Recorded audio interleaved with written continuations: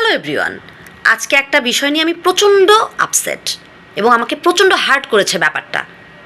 ঢাকেশ্বরী মন্দিরে একটা ব্যানার টাঙিয়ে দেওয়া হয়েছে যে ধর্মীয় আচার অনুষ্ঠান বাদে কোনো হোলি খেলা হবে না। আবার সেখানে সেনাবাহিনী পাহারা দিচ্ছে। কেন হোলি খেলা হবে না? হোলি তো আমাদের ধর্মীয় আচার অনুষ্ঠানেরই একটা পার্ট। এত বছরে তো জীবনেও এই ধরনের রেস্ট্রিকশন দেখি নাই। এই নতুন রেস্ট্রিকশন দেওয়ার মানে কি? তাহলে তো এখন মনে হচ্ছে আর কয়েকদিন পরে বলবে যে হিন্দু ধর্মের কোনো মানুষ এই দেশে থাকবে না, বা জোর করে অন্য ধর্ম গ্রহণ করতে বলা হবে।